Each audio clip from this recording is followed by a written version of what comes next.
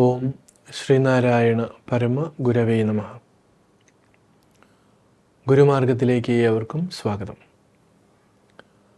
നമ്മൾ ഗുരുവിൻ്റെ തീർത്ഥാടന ലക്ഷ്യത്തിൽ സാമാന്യമായി പലതും നമ്മൾ സൂചിപ്പിച്ചു. ഒരു ഏകദേശ രൂപങ്ങൾ മാത്രമേ നമുക്ക് പരിമിതമായ സമയത്തിനുള്ളിൽ പറയാൻ സാധിക്കുകയുള്ളൂ. വിശദമായിട്ടൊക്കെ നമ്മൾ പഠിക്കണം. 1928 ആധുനിക ശാസ്ത്രം അത്രയും ഡെവലപ്പ് ആകാതിരുന്ന സമയത്താണ് ഈ ഭൗതികമായിട്ടുള്ള ജീവിതം ത്യജിച്ചുകൊണ്ട് ആധ്യാത്മികമായ ഔന്നത്യത്തിൽ വിരാജിച്ചിരുന്ന ഗുരു ഭൗതികമായിട്ടുള്ള ആളുകൾക്ക് എങ്ങനെ അതിനെ പരമാവധി ഉപയോഗപ്പെടുത്തണം എന്ന് കണ്ടുകൊണ്ട് ദീർഘദർശിത്വത്തോടു കൂടി ഗുരു പറയുകയുണ്ടായി, ശാസ്ത്ര സാങ്കേതിക വിദ്യ പഠിക്കണം, പഠിപ്പിക്കണം. അപ്പോൾ ഇന്ന് നമ്മുടെ ശാസ്ത്രം, അപ്പോൾ സാധാരണഗതിയിൽ സന്യാസിമാർ വിരക്തന്മാരാണ്, ഭൗതികമായിട്ടുള്ള ജീവിതത്തോട് അവർ വിരക്തിയുള്ളവരാണ്. പക്ഷേ ഈ ഭൗതിക ലോകത്ത് തന്നെ വേണം അവർ ജീവിക്കാൻ. അവരുടെ മറ്റു ചെലവുകളും കാര്യങ്ങളും ഒക്കെ നടന്നു പോകുന്നതും ഈ ഗൃഹസ്ഥാശ്രമികളുടെ പണം കൊണ്ടാണ്. അപ്പോൾ അവർ നല്ല രീതിയിൽ ഇരിക്കണം.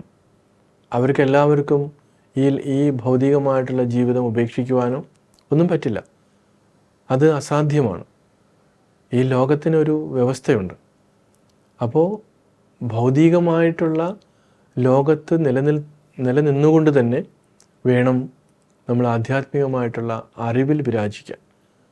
പരിപൂർണമായിട്ടുള്ള നിരാസമല്ല, മറിച്ച് ഇതിൻ്റെ പരിമിതികളെ മനസ്സിലാക്കിക്കൊണ്ട് മുന്നോട്ട് പോകുക എന്നുള്ളതാണ് ആധ്യാത്മികത കൊണ്ട് ഉദ്ദേശിക്കുന്നത്.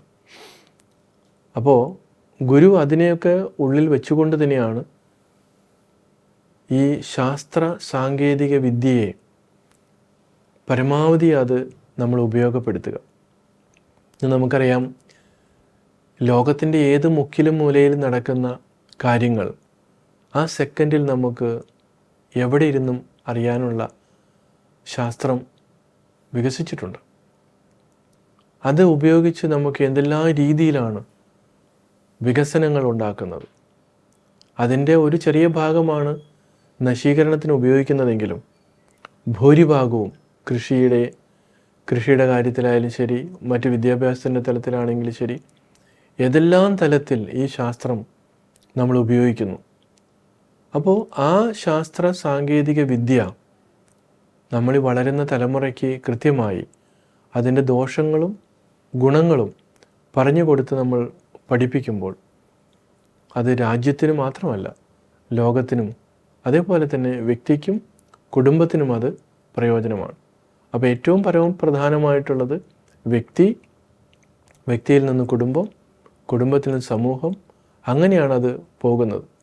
അപ്പോൾ ഏത് വിദ്യയും ഏത് രീതിയിൽ സയൻസ് ഡെവലപ്പ് ചെയ്യുമ്പോഴും, ആധുനിക ശാസ്ത്രം വികസിക്കുമ്പോഴും അവിടെയൊക്കെ മനുഷ്യൻ്റെ നന്മ, അതേപോലെ തന്നെ പ്രകൃതിയുടെ സംരക്ഷണം ഒക്കെ മറന്നു പോയിക്കൊണ്ടുള്ള ഒരു രീതിയിലേക്ക് പോകാൻ പാടില്ല എന്നുള്ളതാണ്. അവിടെ അറിവുള്ളവരുടെ, ഇപ്പം നശീകരണ സ്വഭാവം എന്ന് പറയുമ്പോൾ ബോംബുകൾ, ഇതൊക്കെ ഒരു വ്യക്തിയെ മാത്രമല്ല, ഒരു രാജ്യത്തെ മാത്രമല്ല, ഈ പ്രപഞ്ചത്തെ തന്നെ അതിൻ്റെ ഘടനയെ മാറ്റിക്കളയും. അപ്പം അങ്ങനെ ഒരു അവസ്ഥയിലേക്ക് പോകാതിരിക്കണം. ഇപ്പോൾ ശാസ്ത്രം, അതേപോലെ ശാസ്ത്ര സാങ്കേതിക വിദ്യ, ഇതൊക്കെ നമ്മുടെ ബ്രെയിനിനെ വേറൊരു രീതിയിലേക്ക് കൂടി മാറ്റിക്കൊണ്ട് പോയിക്കൊണ്ടിരിക്കുകയാണ്. അവിടെ നമ്മുടെ ദൈനംദിന ജീവിതവുമായിട്ട് നമ്മുടെ വിചാരങ്ങളൊക്കെ മുരടിച്ചു പോകുന്നുണ്ട്. അതിന് ഒരുപാട് വിള്ളലുകൾ സംഭവിക്കുന്നുണ്ട്. ബന്ധങ്ങൾക്ക് യാതൊരു വിലയും ഇല്ലാത്ത ഒരു തലത്തിലേക്ക് പോകുന്നു. അങ്ങനെയൊക്കെ കുറേ കാര്യങ്ങൾ കിടക്കുമ്പോഴും പോസിറ്റീവായിട്ട് നമുക്കതിനെ എങ്ങനെ കാണാൻ പറ്റുന്നു, നമുക്കതെങ്ങനെ ഉപയോഗിക്കാം, അത് ഓരോ കുഞ്ഞുങ്ങളിലേക്കും എത്രമാത്രം നമുക്ക് പ്രയോജനപ്പെടുത്താം. ഇപ്പോൾ ശ്രീനാരായണ ഗുരുദേവൻ ഒരു മനുഷ്യൻ്റെ സമഗ്രമായിട്ടുള്ള വികസനത്തിന് വേണ്ടിയിട്ട്, അല്ലെങ്കിൽ വികാസത്തിന് വേണ്ടിയിട്ട്, അവൻ്റെ നിലനിൽപ്പ്, അവൻ്റെ ജീവിതം സുരക്ഷിതമാക്കാൻ വേണ്ടിയിട്ടാണ് ഈ തീർത്ഥാടനത്തിൻ്റെ 8 ലക്ഷ്യങ്ങളെക്കുറിച്ച് സൂചിപ്പിച്ചത്.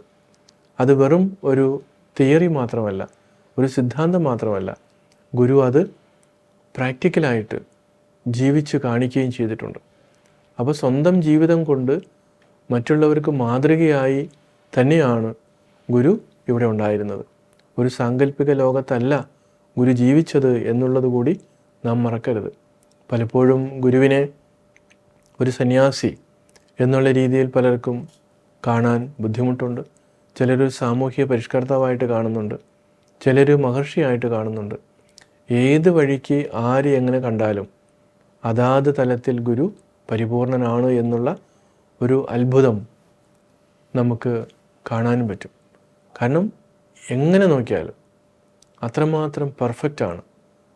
ഒരു വിപ്ലവകാരി എന്നുള്ള രീതിയിൽ നോക്കുമ്പോൾ ഗുരു നയിച്ച അല്ലെങ്കിൽ ഗുരു കാട്ടിത്തന്ന, ഗുരു ചെയ്ത ഒരു വിപ്ലവത്തിൻ്റെ അടുത്തൊന്നും ഒരു വിപ്ലവവും നമുക്ക് കാണാൻ പറ്റില്ല. പക്ഷേ അതിന് അതിൻ്റേതായിട്ടുള്ളൊരു മനോഹാരിത ഉണ്ടായിരുന്നു. അത് മറ്റുള്ള ആളുകളെ ബുദ്ധിമുട്ടിച്ചുകൊണ്ടല്ല, മറിച്ച് എല്ലാത്തിനെയും ഉൾക്കൊണ്ടുകൊണ്ട് ആയിരുന്നു ഗുരുവിൻ്റെ വിപ്ലവം. ആ രീതിയിൽ നമ്മളും ഗുരുവിൻ്റെ ജീവിതത്തെ സ്വീകരിക്കുകയും സ്വാംശീകരിക്കുകയും വേണം. അപ്പോൾ നമ്മുടെ ജീവിതത്തിന് അർത്ഥമുണ്ടാകും. ആ രീതിയിൽ അർത്ഥവത്തായ ഒരു ജീവിതം നമുക്ക് നയിക്കാൻ സാധിക്കട്ടെ. എവർക്കും നമസ്കാരം.